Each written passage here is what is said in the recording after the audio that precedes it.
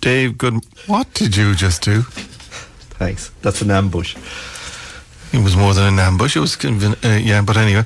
What's happening in finance, Dave?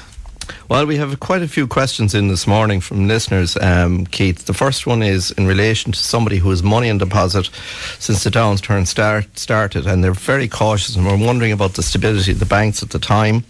And now they feel that they should maybe look at alternative options, and they're wondering what I might suggest.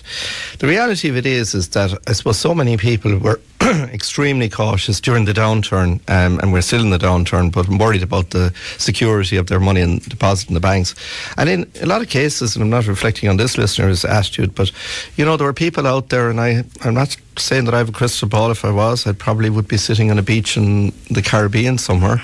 But you know, there were a lot of people felt that, you know, the doomsday was going to happen, and nearly were disappointed in some occasions that the banks didn't fall asunder completely and they lost all their money. But anyway, in relation to this person, I would just suggest that what you should do is, depending on your attitude to risk, there are a lot of alternatives. People are having to move away from bank deposits because the interest rates are so low. Confidence is certainly returning, and they feel that, you know, the outlook, which it is much brighter over the next 4 to 5 years, and that they should consider alternatives. And depending on your attitude to risk, there are a whole range of options out there. So all I would just suggest is obviously get advice and see what suits your circumstances. But you know, if you have a 3 to 5 year outlook, you need to do something more productive. Okay, now somebody else who was on the line to us this morning, they recently inherited some money and they're wondering how should they invest it. Again, similar issue, and it depends again on your circumstances. If you're sitting on a lot of borrowings, for example, maybe you should use some of those monies to reduce your borrowings.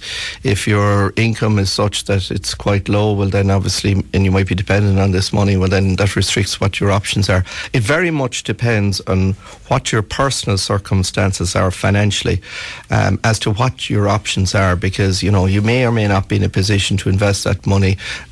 You may need to reduce some of your borrowings, or alternatively you may be reliant on different income. So it's very hard to give a general answer to that question.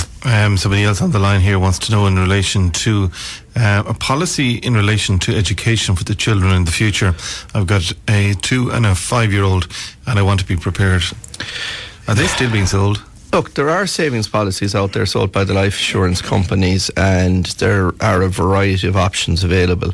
The problem here, I've always found, is that those policies very often just don't seem to produce the returns despite what it says on the tin. What you might be better off to do is to save the money for a period of 2 or 3 years, maybe let it build up depending on how much you have, and then take that money and buy an investment product. And it's a better way of managing it, and over a period of time, you know, because you've got a long time horizon, maybe 12, 13 years, you could build up a portfolio of different investments rather than going into a savings plan. And finally, somebody wants to know in relation to buying sterling. They're buying a car in the US, or they say the UK. They say the US, but I take it's the US, and they want to know about buying sterling.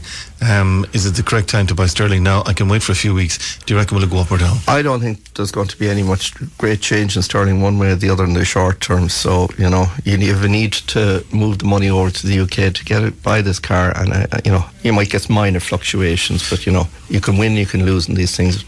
All right. Thanks, Steve, for joining us today. That's Dave McCarthy, McCarthy and Associates, 566022. The Finance